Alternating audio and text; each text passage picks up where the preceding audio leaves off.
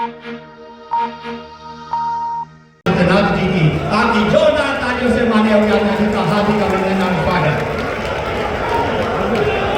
भारत माता की, भारत माता की, भारत माता की।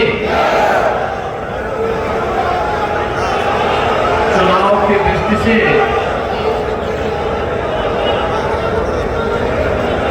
चौधरी साहब की इस पावन कर्म भूमि पर बड़ौद की इस सभा चुनावी सभा चुनाव के अंतिम दौर में होती आई थी।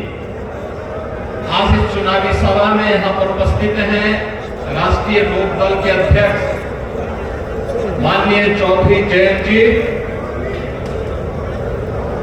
प्रदेश सरकार के हमारे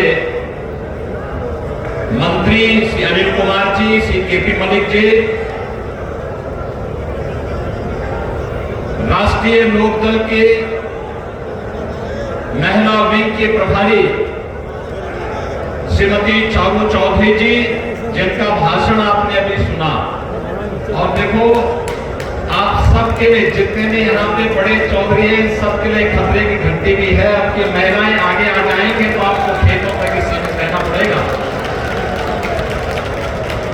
उन्होंने कम शब्दों में कितने अच्छे ढंग से अपनी बात रखी और सचमुच उनके इस भाषण के लिए मैं उनका हृदय से अभिनंदन करता हूं। मंच पर उपस्थित भारतीय जनता पार्टी के जिला के अध्यक्ष श्री वेदपाल उपाध्याय जी, राष्ट्रीय लोकदल के जिला के अध्यक्ष रामपाल जी, लोकसभा के प्रभारी डॉक्टर अशोक नागर जी,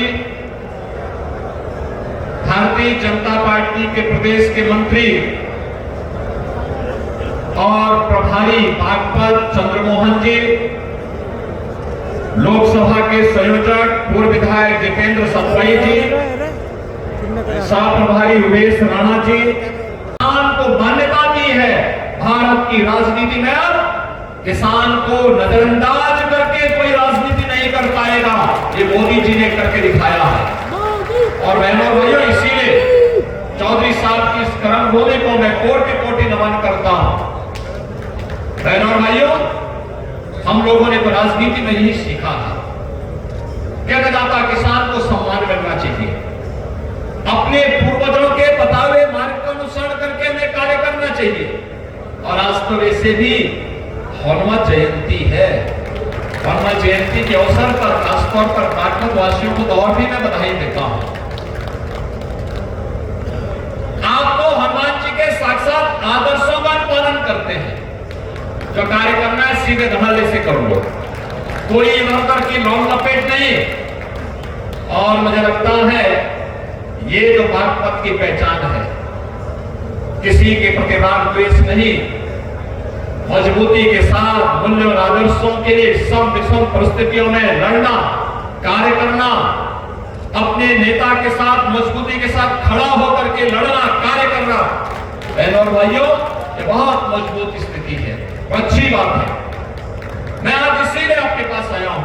चुनाव चल रहे हैं, कोई संदेह नहीं कि डॉक्टर राजकुमार सांगवान यहां से अब विजयी न हो, एकदम विजयी होने जा रहे हैं, कोई संदेह नहीं। आपका निश्चय चौधरी साहब की आवाज, चौधरी चरण सिंह जी की, चौधरी अजीत सिंह जी की आवाज, भारतीय जनता पार्टी और राष्ट्रीय लोकदल की आवाज, अब बागपत के माध्यम, बागपत की इस आवाज को डॉक्टर राजकुमार सांगवान देश की संसद में रखेंगे। लेकिन बहनों और भाइयों, फिर भी कोई चुनाव या युद्ध हमेशा जब तक परिणाम न दे दे तब तक हमें उसके लिए निरंतर प्रयास और तैयारी के साथ काम करना होगा। और आज मैं इसीलिए आपसे कहने के लिए आया हूं, एक तरफ भारतीय जनता पार्टी राष्ट्रीय लोकदल का गठबंधन है, दूसरी तरफ कांग्रेस, समाजवादी पार्टी और अलग अलग धड़ों में बटे हुए दल हैं जो अपने राज्यों में तो एक दूसरे के खिलाफ लड़ रहे हैं, लेकिन राष्ट्रीय स्तर पर मोदी जी को रोकने के लिए वे इंडी गठबंधन बना करके उनके द्वारा कहीं न कहीं बैरियर बनाने का प्रयास हो रहा है। आज यहां पर लोकसभा चुनाव के द्वितीय चरण में हम सब यहां लोकदल के प्रत्याशी डॉक्टर राजकुमार सांगवान के पक्ष में आप सबसे अपील करने के लिए आए हैं। बहनों और भाइयों, डॉक्टर राजकुमार सांगवान को जयंत चौधरी जी ने प्रत्याशी बना करके एक विरासत को बड़ी मजबूती प्रदान की। किसानों के मसीहा चौधरी चरण सिंह जी ने जिन मूल्यों और जिन आदर्शों के लिए राजनीति की थी, उन मूल्यों और आदर्शों के लिए पूरे समर्पित भाव के साथ पिछले 6 दशक से लगातार आपकी सेवा में तन से मन से मनसा वाचा करुणा लग करके उन्होंने जो कार्य किया था, जो उनका समर्पण था, आज उस समर्पण के कारण जयंत चौधरी जी ने उन्हें एनडीए के प्रत्याशी बना करके एक सामान्य कार्यकर्ता का सम्मान किया है, एक सामान्य किसान का सम्मान किया है। और सचमुच इसके लिए प्रधानमंत्री मोदी जी और चौधरी जयंत जी को मैं हृदय से धन्यवाद देते हुए आप सबके प्यार के लिए, जो स्नेह आपका डॉक्टर राजकुमार सांगवान जैसे कार्यकर्ताओं को मिल रहा है, इसके लिए भी मैं आप सबका हृदय से आभार व्यक्त करता हूं, धन्यवाद देता हूं। बहनों और भाइयों, जब चौधरी साहब का नाम भारत रत्न के लिए आया, हम सबका हृदय गदगद हो गया, क्योंकि ये किसान का सम्मान था। हमारे अन्नदाता किसान का सम्मान होगा तो देश समृद्धि के नए सोपान को प्राप्त करेगा। और चौधरी साहब पहले राजनेता थे देश के, जिन्होंने कहा था भारत की समृद्धि का मार्ग गांव के खेत और खलियान से होकर के जाता है, और अन्नदाता किसान की आवाज देश की संसद में और प्रदेशों की विधानसभाओं में गूंजी थी। और आज चौधरी साहब को भारत का सर्वोच्च नागरिक सम्मान देकर के प्रधानमंत्री मोदी जी ने, किसकी सोची क्या, जब कांग्रेस के घोषणा पत्र को आप देखते हैं, 2 बातें उन घोषणा पत्र में नजर आती हैं। एक, कांग्रेस कहती है कि हम व्यक्तिगत कानून को लागू करके शरिया कानून को लागू करवा देंगे। इसका मतलब बाबा साहब भीमराव अम्बेडकर के द्वारा बनाए गए संविधान के लिए ये लोग खतरा पैदा करना चाहते हैं, यानी देश के संविधान को खतरे में डालना चाहते हैं, तालिबानी शासन लागू करना चाहते हैं। क्या हम तालिबानी शासन को स्वीकार करेंगे? क्या ये देश तालिबानी शासन को स्वीकार करेगा? और दूसरी तरफ क्या कहते हैं, कांग्रेस का घोषणा पत्र कहता है हम एक झटके में गरीबी मिटा देंगे। और गरीबी कैसे मिटाएंगे? यानी आपकी संपत्ति को हड़प करके बेटी और माताओं के, बहनों के जो उनके गहने होंगे, उनको ये लोग जब्त करवाने की साजिश रच रहे हैं। यानी देश को तो इन्होंने 60 दशक 6 दशक तक लूटा, और अब कह रहे हैं कि हर संपत्ति पर ये लोग डकैती डाल करके उसको जबरदस्ती अपने कब्जे में ले लेंगे और फिर उसका बंदरबांट करेंगे। क्या आप स्वीकार करेंगे कांग्रेस की दूसरी चेष्टा को? सही मायने में अगर आपने देखा है, जो नारा दादी ने दिया, वही आज तोती की तरह पोता भी वही रट रखाई बैठा हुआ है। गरीबी हटाएंगे। अरे कब गरीबी हटाएंगे?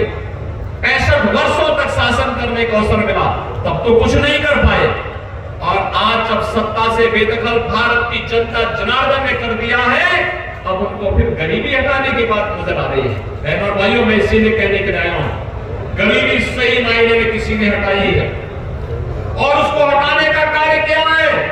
ये केवल आंकड़े नहीं, हकीकत है कि 25 करोड़ लोग गरीबी रेखा से उभरे हैं, शानदार जीवन जीने का काम कर रहे हैं। और आज इसी का परिणाम है 80 करोड़ लोगों को राशन की सुविधा का लाभ 4 वर्ष से लगातार प्राप्त हो रहा है।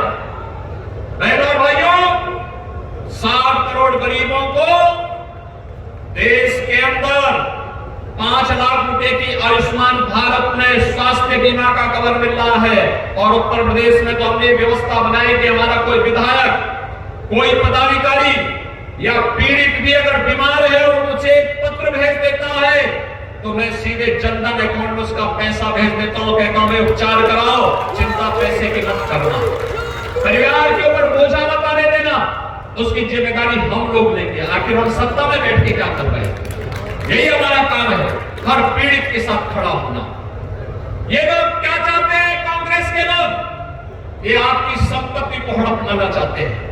और ये तो समाजवादी पार्टी और कांग्रेस का पुराना इतिहास है, ये तो यही इनका इतिहास है, वे अपने में जीते हैं। आप देखिए, यही उदाहरण है जहां राष्ट्रीय लोकदल को अवसर मिला, उन्होंने राजकुमार सांसवान को बागपत जैसी प्रतिष्ठित सीट पर जो 24 साल की क्रम होने वहां पर उन्होंने समाजवादी पार्टी को अवसर मिला तो समाजवादी पार्टी ने क्या किया? अपने ही परिवार के सभी लोगों को टिकट दे दिया, किसी बाहरी व्यक्ति को नहीं दिया, सारे टिकट अपने परिवार के लोगों को। बहनों और भाइयों, मैं इसीलिए कहने के लिए आया हूं आपसे, 50 करोड़ गरीबों के जनधन अकाउंट खुल गए, 12 करोड़ किसानों को प्रधानमंत्री किसान सम्मान निधि का लाभ मिल रहा है, 12 करोड़ गरीबों के घर में शौचालय बन गए, 10 करोड़ गरीबों के घर में उज्ज्वला योजना के रसोई गैस के सिलेंडर पहुंच गए, 4 करोड़ गरीबों के मकान बन गए और अगले 5 वर्ष में 3 करोड़ अन्य गरीबों के मकान बनने हैं। इसके लिए भी से घोषणा हो गई है। बहनों और भाइयों, हर घर नल की योजना हो या फिर हर व्यक्ति को सुरक्षा की गारंटी। याद करिए, पहले देश के अंदर जहां कहीं भी विस्फोट हो जाता था, आतंकी विस्फोट होता था, निर्दोष लोग मारे जाते थे, सुरक्षा बलों के जवान शहीद होते थे।